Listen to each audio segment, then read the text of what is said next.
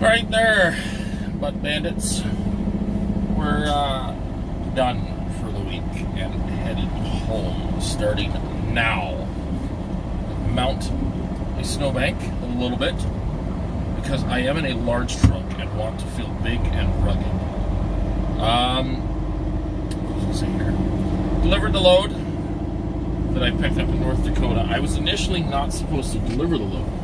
However, the customs broker, who for the uninitiated is effectively who I get in touch with once I have my bills of lading and basically any customs documentation that I get from the shipper, I scan it and fax it or email it over to the customs broker, and there's different brokers. They basically take care of negotiating with, in this case, Canada Customs, to get me across, like to clear my load to travel across the border. What the fuck's going on here? It's sort of 2 lanes, but it's not 2 lanes. Oh, somebody's broke down here or what? I'm sitting to the right because I need to make a right up at not the light that's in the first wall. There's 2 sets of lights in front of me, like 20 feet from each other, so I wouldn't be surprised if probably somebody had this first light that needs to make a left. So everybody's kind of piled up behind him. Anyways, this guy's got to make a left, so he's probably going to block me in. Yeah, there he goes. That's fan-fucking-tastic. Because it does appear as though whoever is up here, buddy. There's a little fucking let her rip. Where was I here? The broker's in charge of negotiating with Canada Customs. I don't even know if it's really negotiating. It's more informing them and getting them ready to expect my arrival into. Sorry, my truck is trying to do a regen. It's already done one. This truck has a bad habit of doing regens when I'm moving through towns or going slow, like moving like yard moves and stuff. Obviously, regens on the highway I don't even notice, but it seems a lot of the time when I've got to do some actual like slow speed maneuvering, the truck tries to do regens, which just at low RPMs the engine tries to keep itself running hot, so it sucks a lot of air in with the turbos. You know, there's a lot more vibration. For fuck's sakes. First, just fucking fail my way through the fucking transmission right out the gate because I want to fucking. That's why they tell you not to fucking be in neutral when you come to a stop sign, because if for some reason you can then go, you're not in a gear and can't go. Where was I? So the customs broker's supposed to get, basically get me cleared to enter Canada. So no big deal. Submit all the documentation and basically await. Usually, most of the time, it's like 20-30 minutes at most from the time I submit it to the time that I get, if I check my information like on their website, it says that I'm cleared to cross. So usually it's pretty quick for most of the brokers, including the one that I used for this trip. But the one I used for this trip is the one that has the most amount of screw-ups. And they typically don't take ownership of it.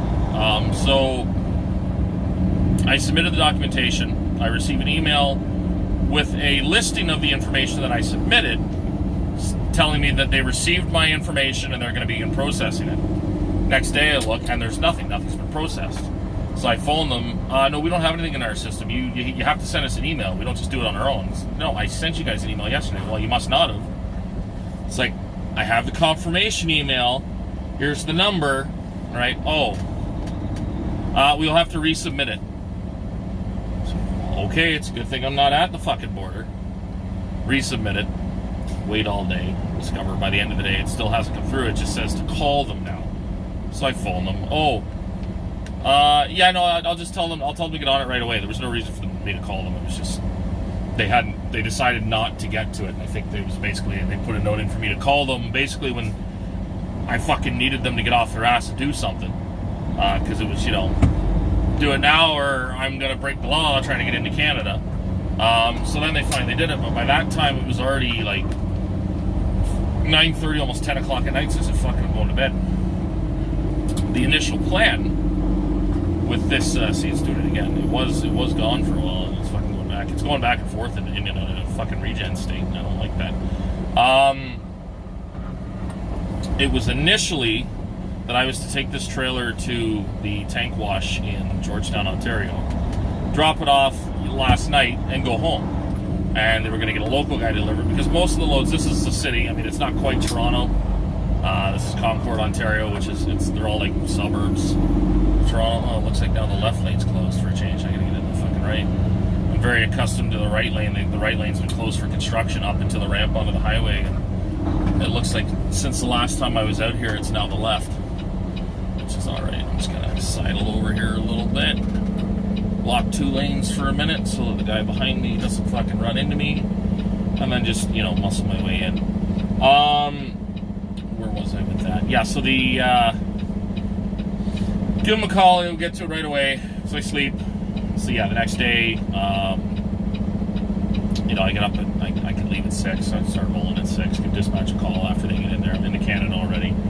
And check, and they're like, no, we're gonna need you to deliver that. And the problem is that it's a place that is not, it was built when trucks were, you know, 55, 60 feet long, truck and trailer combined. Like we were a 15-foot truck pulling a 41-foot trailer. While my trailer's fairly short, my truck is fairly long, and as such, I couldn't physically get in the entrance. I called, and usually if you talk to the shipper receivers, they can usually, a lot of places they can give you relatively good directions as to how to get in there with a truck. So I called the lady I spoke to. She said, yep, okay, you gotta come up this road. Like, I already knew how to get there. She said, okay, yeah. There's room to turn around in here, but most guys back in off the street. I said, okay. So I get there, I'm like, this is gonna be a fucking shit show. So I set myself up, start backing in. The trailer on the inside, the trailer is almost touching the curb on the inside. Because the road is so narrow, and their driveway is so narrow. Once the trailer is straight back, I do not have enough room still in front of the truck to straighten the truck out in line with the trailer. So that means that I'm either running over a curb. Oh, don't tell me to stop it. Fuck. Oh, let's just make it right. Okay. I figured the bus was going to be stopping at the bus stop, and I was going to be fucking screwed. Where was it? So so I couldn't, like I said, I was going to end up running over the curb on the opposite side of the road, tearing up the property, and probably destroying my hood in the process. So I opted this. I got out of the situation, decided to try driving in, set myself up as wide as I could, and I couldn't drive in either. Same thing, right? With the maximum amount of room I could have without running shit over, I was still going to run over a bunch of like big rocks, decorative rocks they put on the inside of the turn. So like I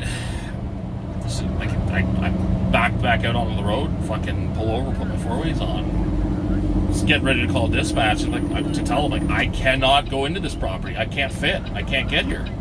Like, I'm here, but I cannot get off the road. I cannot fit without destroying my truck, right? And backing in, my trailer had already gone off the driveway and into the grass, right? So it was already basically just destroying the property.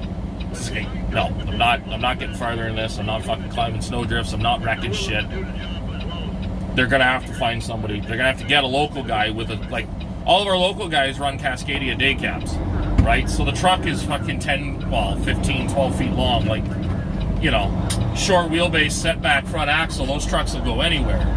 I have a truck with, it's not a humongous wheelbase. I have a 260-inch wheelbase on a 389. Like this, it's, you know, it's a difference between making a corner with a Mini Cooper versus making a corner with a limo. Like, the limo needs a lot more room, and it doesn't articulate in the middle, so you can't, you know, it physically needs more room, and the room wasn't available. Luckily, one of the guys that was waiting on the road for me to try to figure out my way in was a FedEx driver, and he said, well, if you want, like, a lot of the, and I'd never been here before, like a lot of the tanker guys, there's a back alley on another side street that intersects with this property, so a lot of the tankers go there and turn in there and drive down the alleyway.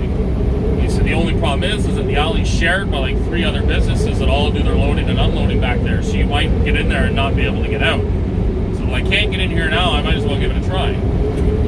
So I did a lap around the block, went in the alleyway, and I had to wait like a minute and a half for some guys on forklifts to finish loading a pickup or a van. And then got into where I had to be. But you can't access, like my truck is not going to access that property the way that they want the trucks to actually enter the property. Not unless they remove the big boulders. Like the one side of the one entrance has a gradient, or whatever you want to call it. It's a like the curve, or the curve is shaved back to give you a lot more room to turn in. But they've put, you know, the concrete blocks that are basically the end of parking spaces at Walmart that stop you from, you know, running, I guess, taking up 6 different parking spots and type of that shit. And the curbs, I don't use them so much anymore. I guess the company put a bunch of those in that spot that just shortened the corner for some reason. And I think it's because they were tired of trucks running over the grass. But the problem is that their property is too small for people to avoid doing that. So I gotta figure out, I think, like my phone, it's just going up and down, but the phone's not moving. So I think it's the stupid fucking auto adjust. Wow, I guess I'm not doing this video anymore because that's really stupid. It's just, like, the phone's not moving at all. It's not moving. It's just the fucking auto steady. Holy fuck, I'll be back.